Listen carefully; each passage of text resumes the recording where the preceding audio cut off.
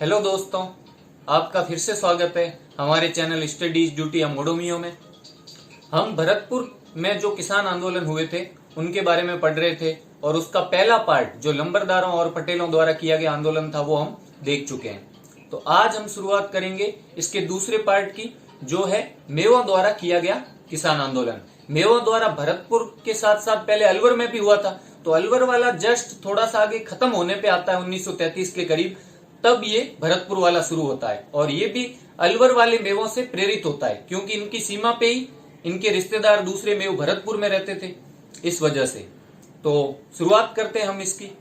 तो मेव कौन है, कहाँ रहते हैं, ये सब कुछ हमने जब अलवर मेव किसान आंदोलन देखा था उसमें हम पढ़ चुके हैं। अब हम जो देखेंगे वो ये है कि ये भरतपुर में कहाँ रहते थे और भरतपुर में कैसे इन्होंने आंदोलन किया। अलवर वाला तो हम देख चुके थे, तो ये जो आंदोलन था भरतपुर का मेव किसानों का, ये भी अलवर मेव किसान आंदोलन से प्रेरित था। क्यों? क्योंकि जो भरतपुर में दो तहसील पड़ती थी, निजामत या तहसील, जिनका नाम था, एक का तो नगर और दूसरे का पहाड़ी, नगर और पहाड़ी। तो ये जो दोनों थी ना, ये अलवर की सीमा से लगती थी। अब जो लोग यहां रहते हैं, मानो ये अलवर है इधर और इधर है भरतपुर, तो यहां पे जो ये तहसील थी, ये अलवर और भरतपुर की सीमा है, तो यहां पे तहसील थी ये, एक तो नगर और एक पहाड़ी। और इधर भी मेव रहते थे, इधर गोविंदगढ़, लक्ष्मणगढ़, ये इलाका पड़ता था। गोविंदगढ़ तो छोटा इलाका था, लक्ष्मणगढ़ तहसील थी जिसमें ये गोविंदगढ़ पड़ता था। लक्ष्मणगढ़ तहसील में स्थित था ये गांव, लेकिन यहाँ पे मैदानी भाग था। ये जो था गोविंदगढ़ और लक्ष्मणगढ़ का काफी मैदानी भाग यहाँ पे था। तो ये नगर और पहाड़ी अलवर की सीमा से लगती दो भरतपुर की तहसीलें थी, जहां पे मेव काफी संख्या में निवास करते थे। यहाँ पे काफी मेव थे और इन मेवों की, अब जो नजदीक है इधर भी मेव रहते थे, क्योंकि ज्यादातर ऐसा होता है, भले ही भारत और पाकिस्तान का बंटवारा हो जाए, लेकिन सीमा पे देखेंगे जो जाति सीमा पे इधर रहती है वही ज्यादातर उधर रहती है। तो यहाँ पे मेव रहते थे, तो यहाँ भी मेव थे। तो इन लोगों के, भरतपुर वालों के रिश्ते कहां पे थे? अलवर वाले मेवों से इनके रिश्ते थे। जैसे अलवर वालों की क्या इच्छा थी कि भाई हमारी जो सुविधाएं है, भू राजस्व तंत्र है, हमारी जो दरें हैं, हमारा जो प्रशासन है, वो गुड़गांव वाले गुड़गांव के जैसा हो जाए, जो गुड़गांव ब्रिटिश शासित था उसके जैसा हो जाए। क्यों? क्योंकि इनकी रिश्तेदारी अलवर वालों की गुड़गांव में भी थी। गुड़गांव में जो मेव रहते थे, तो ये वहां आते जाते रहते थे, तो उनसे प्रेरित हुए। वैसे ही भरतपुर वाले इनसे प्रेरित हुए कि ये आंदोलन कर रहे हैं तो हम भी कर रहे हैं। और अलवर वालों ने, जब मेवों ने आंदोलन किया था, किसान आंदोलन, तो इन्होंने खूब सपोर्ट किया था, क्योंकि जब इनके घर यहाँ पे हैं तो ये लोग अपने जो रिश्तेदार इधर रहते हैं उनको सपोर्ट तो करेंगे ही। तो अलवर वाले मेव किसान आंदोलन में कुछ घटनाएं हुई थी यहाँ पे, तो उन भरतपुर वाले मेवों ने भी इनको सपोर्ट किया, वो भी इन घटनाओं में शामिल हो गए थे। जो मैंने जो घटनाएं यहाँ पे हुई थी, जो मैं आज बताऊंगा, वो मैंने पहले अलवर वाले में नहीं बताई, बस थोड़ा सा नाम लिया था, वो आज यहाँ अपन जिक्र करेंगे उसका। और दूसरी बात है, जब मार्च अप्रैल 1933, इस वक्त अलवर में मेवों को छूटें दी गई आंदोलन को थोड़ा कम करने के लिए कि भाई रुक जाए। तो जब मार्च अप्रैल 1933 में अलवर वाले मेवों को कुछ छूटें दी गई, तो जो भरतपुर वाले मेव थे उनकी भी इच्छा ऐसी हुई कि हमारे यहां भी ऐसा होना चाहिए, मतलब ऐसी छूट मिलनी चाहिए। वो भी ये चाहने लग गए, भरतपुर वाले भी, कि हमारे यहां भी ऐसी छूटें हमें मिलनी चाहिए जो अलवर के मेवों को दी गई है। और उसी वजह से फिर आंदोलन धीमे पड़ गया था और 1933 के अंत में जो अलवर का मेव किसान आंदोलन था, 1933 के अंत में लगभग समाप्ति हो गया था। तो जब इनको छूटें मिली तो वो भी सोचने लगे भाई ऐसा सिस्टम हमारे भरतपुर में भी होना चाहिए। तो इस वजह से ये आंदोलन शुरू हो गया था। लेकिन भरतपुर राज्य था वो पहले से सतर्क था। जब यहाँ अलवर में मेव आंदोलन हो रहा था तो ये नजदीकी पड़ते थे, तो इन्होंने सोचा कहीं भाई वो मेव आंदोलन कर रहे हैं तो भरतपुर में भी आंदोलन ना कर दे यहाँ वाले मेव। तो भरतपुर राज्य पहले से ही सतर्क था और इस वजह से जो भरतपुर राज्य की राज्य परिषद थी उसका जो अध्यक्ष था, भरतपुर की राज्य परिषद का अध्यक्ष,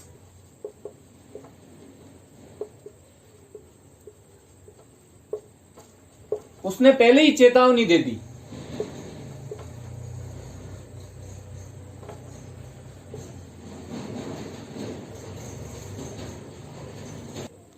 तो किनको चेतावनी दी?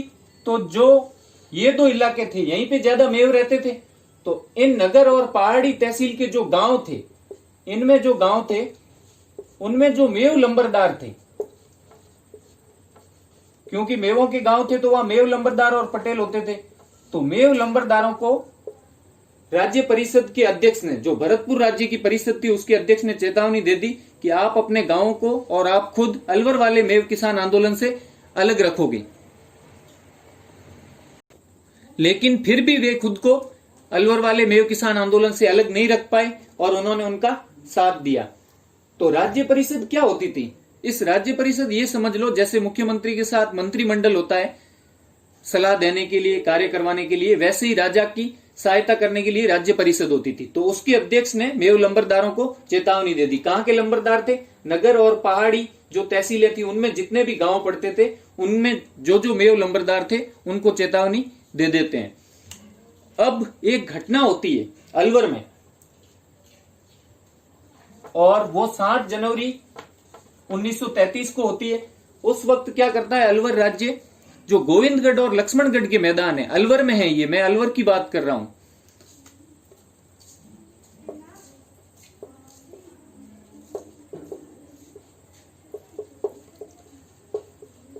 गोविंदगढ़ और लक्ष्मणगढ़,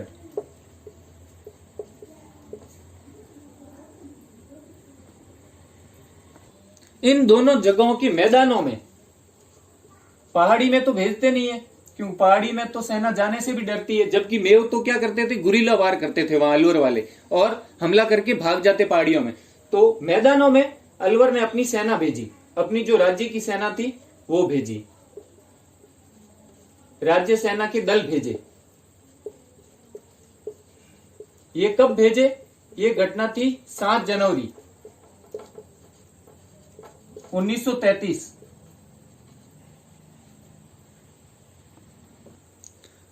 पर जब यहां सेना भेजी तो यहां के जो मेव थे उन्होंने उस राज्य की सेना पर हमला बोल दिया जो गोविंदगढ़ में आई थी। ये गोविंदगढ़ में एक घटना होती है कि गोविंदगढ़ में जो राज्य की सेना आई थी उस पर हमला बोल देते हैं, मेव हमला कर देते हैं और राज्य की सेना को पीछे हटने पर मजबूर कर देते हैं। तो इस हमले में मेवों के जो है वो 40 लोग मारे जाते हैं। 40 मेव अपनी जिंदगी से हाथ धो बैठते हैं इसमें, और सैकड़ों घायल होते हैं। तो अब जब ये घटना होती है तो गोविंदगढ़ लक्ष्मणगढ़ तो भरतपुर से सटा हुआ था एक हिसाब से, तो जो नगर और पहाड़ी के भरतपुर वाले मेव थे वो भी इसमें शामिल थे, इनका मतलब इस सेना का विरोध करने में, इनसे लड़ने में, तो वो भी इससे प्रभावित हुए। इस कारण वहां का इलाका जो भरतपुर वाले मेव थे उनमें भी एक तरह से अशांति फैल गई पूरी तरह, क्योंकि उनको भी नुकसान हुआ, कुछ लोग उनके भी घायल हुए। तो 40 मेव मारे जाते हैं तो इक्का दुक्का उनके भी मारे गए होंगे। तो बाद में ये तो 7 जनवरी को होती है, और 9 जनवरी को फिर ब्रिटिश बहाना बना के अलवर में सेना भेज देते हैं कि भाई आपके यहाँ मेव आंदोलन कर रहे हैं तो हमारा जो गुड़गांव है वहां भी इसके कारण प्रेरित होकर आंदोलन हो सकता है, इसलिए हम भेज देते हैं। तब थोड़ी स्थिति कंट्रोल में आती है। बाकी जो राज्य की सेना भेजते हैं उस पर तो गोविंदगढ़ में हमला हो जाता है, और उस हमले में भरतपुर वाले मेव भी इनका साथ देते हैं, गोविंदगढ़ लक्ष्मणगढ़ वालों का, और ये लक्ष्मणगढ़ और गोविंदगढ़ के मैदानों में होता है। तो गोविंदगढ़ जगह पर ये हमला कर देते हैं और 40 मेव मर जाते हैं। तो इस वजह से क्या होते हैं, जो भरतपुर वाले होते हैं उनमें एक तरह से असंतोष और थोड़ा सा आक्रोश आ जाता है। और इसके जस्ट बाद जब रबी की फसल होने लगती है तो उस वक्त जब रबी की फसल का मतलब भू राजस्व इकट्ठा करने का आदेश आता है भरतपुर राज्य की ओर से, मार्च 1933 में, जनवरी में यह घटना हुई और मार्च 1933 में रबी की फसल का भू राजस्व भू राजस्व एकत्र करने का आदेश देते हैं। कौन देता है? भरतपुर राज्य, भरतपुर राज्य द्वारा। किसको देता है? तो भू राजस्व गांव में कौन एकत्र करते थे? जो गांव का मुखिया होता था भू राजस्व एकत्र करने के मामले में, वो होता था लंबरदार। तो भरतपुर राज्य द्वारा किसको आदेश दिया जाता है? लंबरदारों को।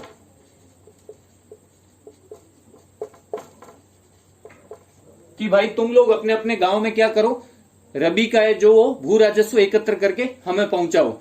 तो इस टाइम जो नगर और पहाड़ी वाले, वो तो पहले से एक तरह से अशांत होते ही हैं, नाराज होते हैं, क्योंकि वो 7 जनवरी वाली घटना हो चुकी होती है और वो भी चाहते हैं हमारे यहाँ भी कुछ सुविधाएं हो। तो उस वजह से नगर और पहाड़ी में कुछ गांव ऐसे होते हैं जहां के लंबरदार भू राजस्व एकत्र करने से मना कर देते हैं। तो एक तो नगर और ये पहाड़ी।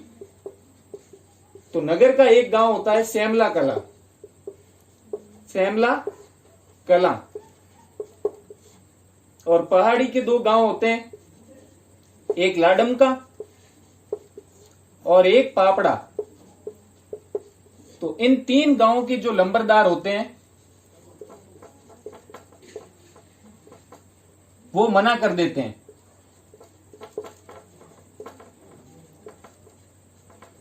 भू राजस्व एकत्र करने से वो लोग मना कर देते हैं और ये बोल देते हैं कि भाई इतना भू राजस्व किसान नहीं देंगे हमें, और इतना भू राजस्व देने की उनकी क्षमता नहीं है। और ये आगे ये बोल देते हैं कि हमारी जो हैसियत है वो इतना भू राजस्व देने की नहीं है। और साथ ही साथ इन गांवों के आसपास जो छोटे मोटे गांव होते हैं उनको भी ये साथ ले लेते हैं कि वो भी भू राजस्व नहीं देंगे। तो अब ये तो बोल ही देते हैं, और बाद में इन्हीं लंबरदारों के नेतृत्व में, इन 3 गांवों के लंबरदारों के नेतृत्व में दूसरे जो अन्य गांव होते हैं वहां पंचायतें रखी जाती है। तो ये अपने पास वाले गांव से तो वैसे ही पहले ही सपोर्ट ले चुके होते हैं, लेकिन दूर जो मेवों के गांव है तो उन मेवों के गांव में ये लंबरदार क्या करते हैं? जाके पंचायतों का आयोजन करते हैं और उन्हें भी ये बोलते हैं कि भाई हम इस बार भू राजस्व नहीं देने का निर्णय कर रहे हैं, आप हमारा सपोर्ट करो। और प्रत्येक जो दूर दूर तक जो भी मेव गांव है जहां पे मेव दूसरे लोग मेव रहते हैं और वहां पे मेव लंबरदार है, उनको समझाते हैं कि आप भी इसमें हमारा सपोर्ट करो। और जो मेव गांव होते हुए भी हमारा सहयोग नहीं करेंगे या हमें सपोर्ट नहीं करेंगे तो उनको तो हम समाज से एक तरह से बाहर कर देंगे, बहिष्कृत कर देंगे, ये बोला उन्होंने उस पंचायत में। और बाद में जो अन्य जाति के किसान हैं कुछ मेवों के अलावा, उन्हें भी उन्होंने किसी प्रकार धमका के शामिल करवाया। तो इस प्रकार उन्होंने पंचायतों में ये फैसले लिए कि कोई भी भू राजस्व नहीं दे। तो नगर और पहाड़ी के जो ज्यादातर गांव थे ना, नगर और पहाड़ी तहसील के ज्यादातर गांवों में भू राजस्व देने से वैसे मना कर दिया सभी किसानों ने लगभग। और जो क्योंकि यहाँ पे जो लंबरदार थे वो ज्यादातर मेव लंबरदार थे, तो उनका काम था भू राजस्व एकत्र करना। जब वो ये खुद लंबरदार ये काम नहीं कर रहे, खुद लंबरदार ये आंदोलन एक तरह से नो रेंट आंदोलन शुरू करवा रहे हैं, तो भू राजस्व एकत्र कहां से होता? जैसे जो भरतपुर का पहला आंदोलन था ना, वो भी लंबरदार और पटेलों के द्वारा किया गया, और जो भरतपुर का मेव किसान आंदोलन है ना, ये भी एक तरह से शुरुआत लंबरदारों ने ही की थी। और जो दूसरी जाति के किसान थे वो ये सोच रहे थे कि इनके साथ साथ हमें भी छूट मिल जाएगी अगर आंदोलन सफल हो जाता है। तो इस कारण ये आंदोलन काफी दूर तक फैला इस वजह से। और साथ में एक घटना और हो गई, एक जित्रेड़ी गांव था, वैसे कहीं वहां पे लिखा मिलता है जित्रा हेड़ी, तो ऐसा गांव तो मैंने कभी सुना नहीं, लेकिन एक जित्रेड़ी या जित्रेड़ी गांव जरूर है नगर तहसील में। तो नगर तहसील में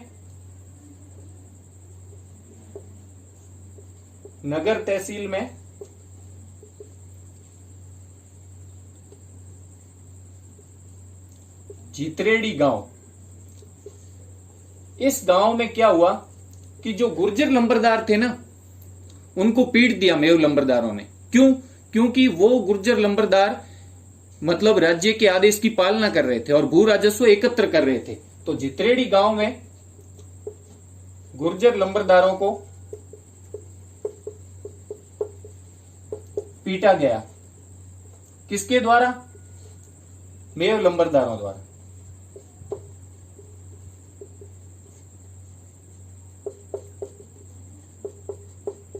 कि भाई तुम लोग क्यों भू राजस्व एकत्र कर रहे हो, तुम भी हमारा साथ दो। और जो भू राजस्व एकत्र करने की अंतिम तारीख थी वो थी 31 मई 1933, क्योंकि मार्च में आदेश निकला और अंतिम तारीख जो राज्य ने दे रखी थी वो थी 31 मई।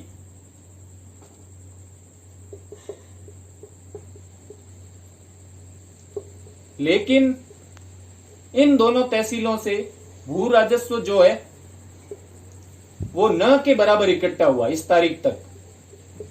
अंतिम तिथि क्या थी इसकी, 31 मई। लेकिन ये डेट आ भी गई, लेकिन इन दोनों तहसीलों में, बाकी भरतपुर राज्य में बाकी जो तहसीलें थी उनकी तुलना में यहाँ पे जो भू राजस्व एकत्र हुआ वो बिल्कुल न के बराबर था। कहीं कहीं थोड़ा बहुत हुआ, बाकी अन्य तहसीलों की तुलना में एक तरह से हम मान सकते हैं नगण्य था। तो जो भरतपुर राज्य ने क्या किया कि भाई ये भू राजस्व तो दे नहीं रहे, तो उन्होंने कुछ छूटें भी दी। भरतपुर राज्य ने किसमें छूट दी कि ताकि भू राजस्व दे दे किसान लोग, तो भरतपुर राज्य ने कुछ छूट दी। एक तो कस्टम ड्यूटी में और एक आबियाना कर में। एक तो जो कस्टम ड्यूटी लगती थी उसमें, और प्लस जो आबियाना सिंचाई कर था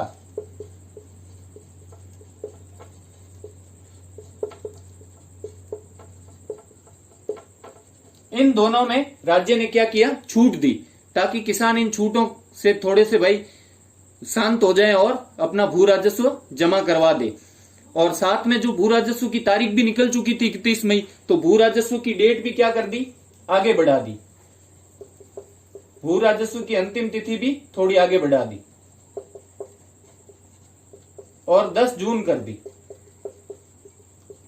कि 10 जून 1933, 10 जून तक तुम लोग भू राजस्व जमा करवा दो, क्योंकि हमने कस्टम ड्यूटी में और आबियाना कर में आपको छूट दे दी है। लेकिन स्थिति वैसी ही बनी रही, किसी ने भू राजस्व मतलब दिया नहीं और न ही कुछ फर्क पड़ा इस आंदोलन पे।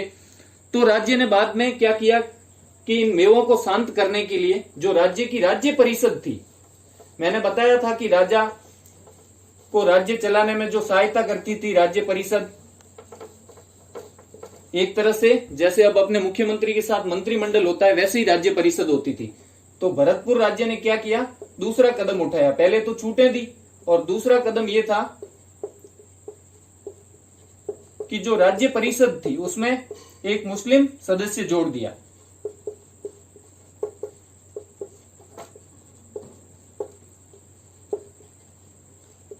ताकि मेव शांत हो जाए थोड़े से, मुस्लिम सदस्य जोड़ा। अब इस पूरे आंदोलन में जो क्वेश्चन बन सकते हैं ना वो थोड़े से ही है। एक तो कौन सी तहसील है, नगर और पहाड़ी, और एक दो गांवों के नाम है, ठीक है, सैमला, कला वगैरह, जीतरेड़ी। बाकी तो ये जो है ये थोड़ा सा इंपॉर्टेंट है कि मुस्लिम सदस्य कौन से थे जिनको राज्य परिषद में शामिल किया। तो वो थे खान बहादुर काजी, अजीजुद्दीन बिलग्रामी। अब आपको नाम याद रखना है, अजीजुद्दीन बिलग्रामी, आगे खान बहादुर काजी, ये तो एक तरह की उपाधियां हो गई, ठीक है। तो वो सदस्य थे खान बहादुर काजी, अजीजुद्दीन बिलग्रामी। कि भाई अब आपका एक आदमी हमने राज्य परिषद में शामिल कर दिया है, और उन्होंने सोचा ये जो अजीजुद्दीन जी है ये मेवों को थोड़ा समझाएंगे भी, ताकि मेव क्या करेंगे, भू राजस्व दे देंगे। ये कौन थे, ये पहले, इससे पहले ये आगरा में क्या थे, एक तरह से अपन बोलते हैं ना एडिशनल डिस्ट्रिक्ट मजिस्ट्रेट, मतलब अतिरिक्त जिला कलेक्टर जैसा मान सकते हैं अपन। पहले ये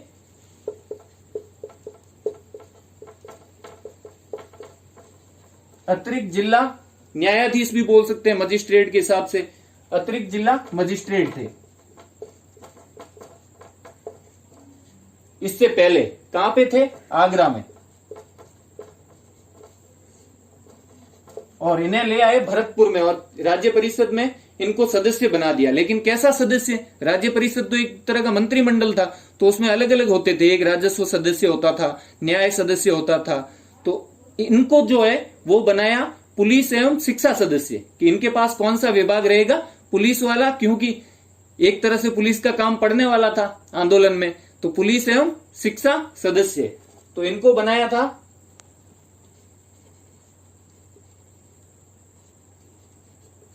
पुलिस एवं शिक्षा सदस्य।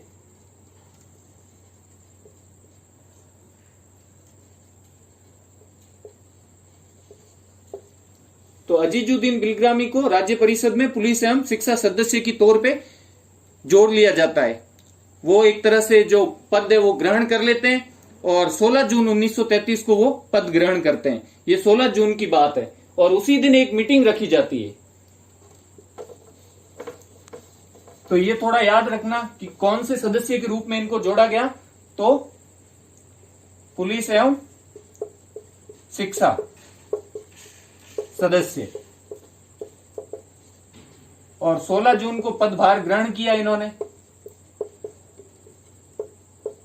और इसी दिन एक मीटिंग भी रखी गई।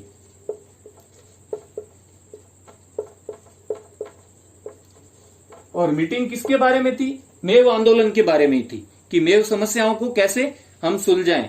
तो उन्होंने इस मीटिंग में एक निर्णय लिया कि भाई अब हमें जितना करना था हमने कर दिया, छूटें भी दे दी कस्टम ड्यूटी और आबियाना कर में, आपका एक सदस्य भी जोड़ दिया, और अब भी तुम कर नहीं दोगे। तो इसमें एक निर्णय ले लिया कि अगर कोई किसान कर भू राजस्व नहीं जमा करवाएगा या जो ये विरोध हो रहा है राज्य के विरुद्ध इसमें शामिल होगा या लोगों को एक तरह से उकसाएगा भू राजस्व न देने के लिए, क्योंकि लंबरदारी थे इसमें शामिल, तो अगर ऐसा काम करेगा तो उसको जेल होगी। तो इस मीटिंग में क्या फैसला हुआ 16 जून वाली,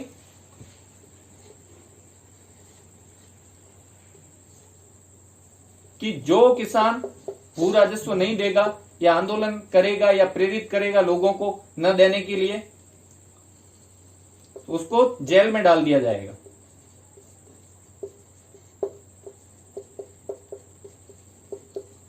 तो उसको क्या हो जाएगी? कैद, उसको जेल में डाल दिया जाएगा।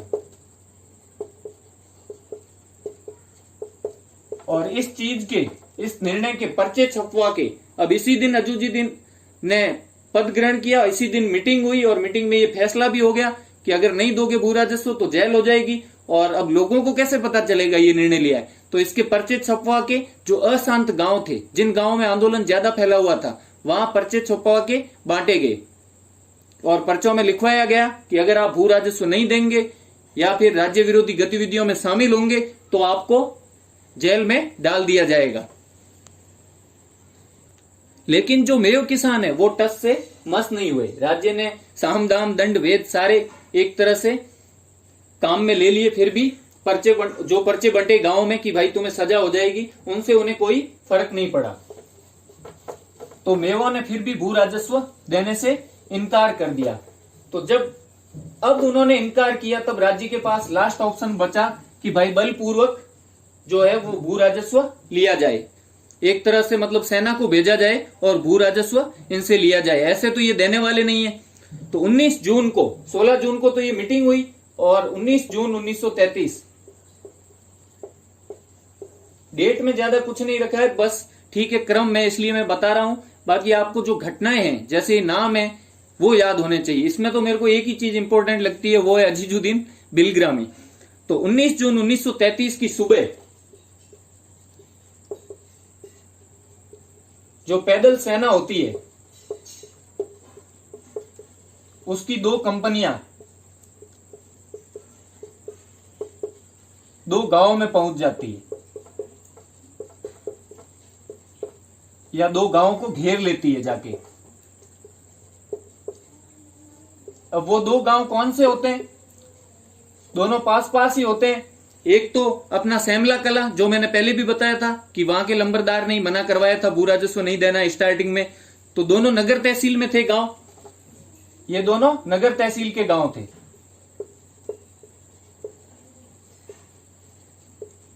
पहला तो था सैमला कला और दूसरा जहां गुर्जर लंबरदारों को पीटा गया था वो गांव जितरेड़ी। कहीं कहीं इसको जितरा हेड़ी या ऐसा जितरेड़ी जेठरेड़ी ऐसा अब पेपर में कभी कभी नाम उनको खुद को भी पता नहीं होता तो कुछ भी दे देते हैं, लेकिन अपने को नाम का जो है ना ऐसे याद रखना है कि भाई इससे समान नाम होना चाहिए, मिलता जुलता, तो उसको करेक्ट कर देना। ऐसा नहीं कि भाई जित्रा हेड़ी आ गया तो नाम तो जित्रेड़ी था, तो सही नहीं है। तो जित्रेड़ी, जित्रा हेड़ी, जेठ रेडी, जैत रेडी, जो भी हो, इन दोनों गांव में क्या होगी, सेना नियुक्त हो गई, उनको घेर लिया दो कंपनियों ने। और जो इसके अलावा जो भरतपुर राज्य की सीमा थी, जो अलवर राज्य से लगती थी, गुड़गांव से लगती थी, तो वो पूरी सील कर दी, भरतपुर की सीमा सील कर दी।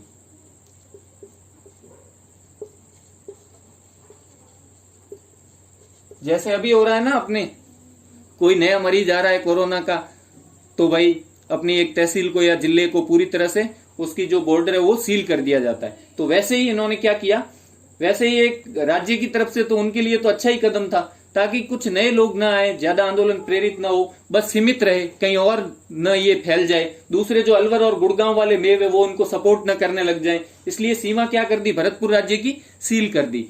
ये भी सेना द्वारा किया गया। कौन सी सेना, जो अलवर में कुछ दल स्टेशन थे वहां पे, उन्होंने ये काम किया और भरतपुर राज्य की सीमा को क्या कर दिया, सील कर दिया, और साथ में इन दोनों गांवों को घेर लिया। और फिर जो जुलाई 1933 है, उस टाइम क्या किया, सैमला कला और जित्रेडी में बलपूर्वक भू राजस्व वसूल किया गया, और जो नो रेंट आंदोलन था या जो नो रेंट अभियान था उसको पूरी तरह से क्रश कर दिया, मतलब दमन कर दिया उसका, क्योंकि अब सेना आ गई थी। अब उन्होंने राजस्व जो अधिकारी थे अन्य, उनको बोला राज्य के अधिकारियों को, अब तुम लो भू राजस्व, कौन नहीं देता हम देखते हैं। तो इनमें भय फैल गया था आसपास सब जगह। तो ये घटना तो हुई 19 जून को, और जुलाई में वहां से बलपूर्वक इन दोनों गांवों से भू राजस्व भी ले लिया। तो जुलाई 1933 में बलपूर्वक भू राजस्व एकत्र किया गया। कहां से, इन्हीं दो गांवों से, सैमला कला और जित्रेडी। और उसके बाद भाई कि ये दो तो निपट गए, अब चलते हैं कहां, जो दूसरे, ये तो नगर तहसील के गांव थे, तो नगर तहसील के जो आसपास के गांव थे वहां भी भय फैल गया, तो उन्होंने भी धीरे धीरे भू राजस्व देना स्टार्ट कर दिया। अब बची थी पहाड़ी तहसील, तो दिसंबर के अंत तक पहाड़ी तहसील में भी उन्होंने क्या किया, पहाड़ी तहसील में प्रवेश करके वहां भी जो राजस्व अधिकारी थे उनको बोला अब आसानी से आप भू राजस्व एकत्र करो, क्योंकि लोग वहां भी डर गए थे नगर की जब बात सुनी उन्होंने। तो इसके बाद उन सेना ने कहां प्रवेश किया, जो पहाड़ी तहसील के दो गांव थे उनका नाम भी पहले आ चुका है, लाडम का और पापड़ा। यहीं के लंबरदारों ने, स्टार्टिंग में 3 लंबरदार थे जिन्होंने इस आंदोलन को एक तरह से शुरू करवाया था। एक तो सैमला कला वाला जो नगर तहसील में था, 2 गांव थे पहाड़ी तहसील के, वो थे लाडम का और अपना पापड़ा। तो इसके बाद सेना कहां प्रवेश करती है, एक तो लाडम का और एक पापड़ा, इन दोनों गांव में, और ये पहाड़ी तहसील के गांव हैं।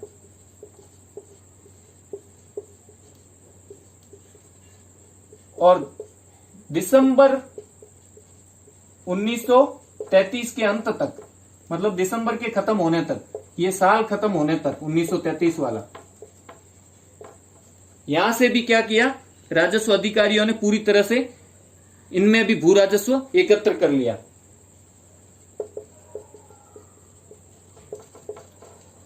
एकत्र कर लिया गया। अब सब जगह से तो भू राजस्व एक तरह से एकत्र हो ही गया, और जो आसपास के दूसरे गांव थे उनमें भी ये सेना का जब ये एक्शन देखा तो उनमें पूरी तरह से एक तरह से डर बैठ गया कि अब हम नहीं देंगे तो यहां भी सेना आएगी। तो वहां भी उन लोगों ने भी भू राजस्व दे दिया था, और यहां पे आंदोलन एक तरह से बंद ही हो जाता है, क्योंकि जब भू राजस्व ले लिया तो फिर काहे का आंदोलन बचा। तो इसके बाद कि भाई ऐसे तो अगर आंदोलन को क्रश कर देंगे या दमन कर देंगे तो ऐसा नहीं है कि आंदोलन रुक जाएगा, वापस कभी न कभी दोबारा होगा, तो राज्य को कुछ फैसले लेने चाहिए। इस वजह से 1934 में, 1933 का साल तो खत्म हो गया, अब 1934 में एक समिति बनाई गई, विशेष समिति, किसानों के लिए कि भाई मेव जो समस्या उसके लिए उसकी जांच हेतु एक विशेष समिति बनाएगी, स्पेशल कमेटी। किसके लिए? जो मेव ट्रबल थी या मेव समस्या थी, एक तरह से मेव समस्या की जांच के लिए कि उन्होंने भू राजस्व देने से क्यों मना किया था, क्या तकलीफें थी उनको। और इसके जो अध्यक्ष थे वो किसको बनाया? जो वही अजीजुद्दीन बिलग्रामी को, जो पुलिस एवं शिक्षा सदस्य के तौर पे जोड़े गए थे राज्य परिषद में। तो अजीजुद्दीन बिलग्रामी को इसका अध्यक्ष बना दिया।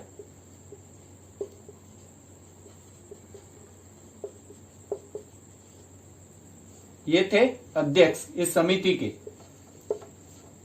और इस समिति ने बाद में रिपोर्ट दी जांच करके पूरी तरह से, और उस रिपोर्ट में कुछ छूटें भी दी, करों में और भू राजस्व दोनों में कुछ छूटें दी गई। साथ ही साथ मेवों की जो सामाजिक और धार्मिक कुछ मांगे थी उनको भी मान लिया गया। तो इस समिति ने क्या किया? रिपोर्ट पेश की और कुछ छूटें दी।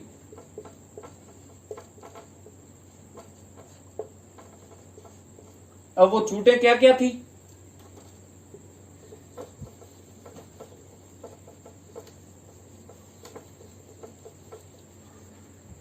ये है हमारे अध्यक्ष जी इस समिति के। तो इस रिपोर्ट में छूटें थी, एक तो भू राजस्व प्लस करों में जो आबियाना वगैरह कर थे उनमें, तो एक तो ये छूटें थी और दूसरी कुछ मांगे स्वीकार कर ली। अब मांगे कौन कौन सी मानी? तो उनकी कुछ सामाजिक मांगे थी और कुछ धार्मिक थी।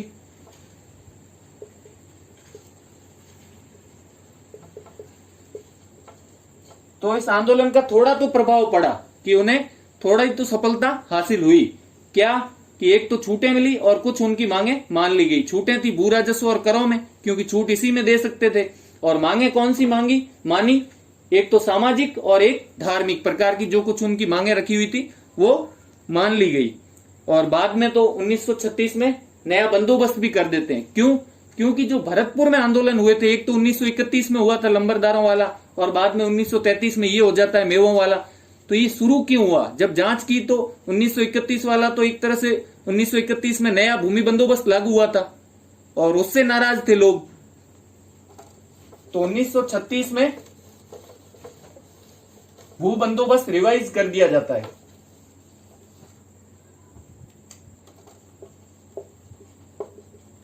पुनः एक तरह से भूमि बंदोबस्त किया जाता है।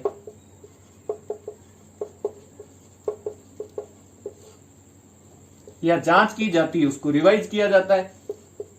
जो 1931 वाला था, क्यों रिवाइज किया जाता है? क्योंकि 1931 वाले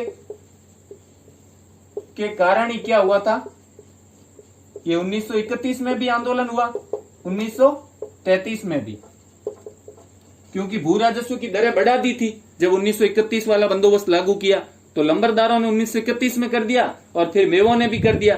तो जांच में ये पाया गया कि भाई 1931 वाला बंदोबस्त ही खराब है, तो उसमें थोड़ा सुधार करके भू राजस्व की दरें घटा दी गई। तो ये इस आंदोलन की थोड़ी सी सफलता थी कि भाई भू राजस्व में कुछ तो छूट उनको प्राप्त हो गई। तो दोस्तों, अगर आपको मेरा ये वीडियो अच्छा लगा हो, पसंद आया हो, तो अपने इस वीडियो को लाइक करें और साथ ही साथ अपने दोस्तों के साथ शेयर करें और अपने चैनल स्टडीज ड्यूटी और मोडोमियो को सब्सक्राइब जरूर करें अगर आपने नहीं किया है तो। Thank you so much. पढ़ते रहें स्टडीज ड्यूटी।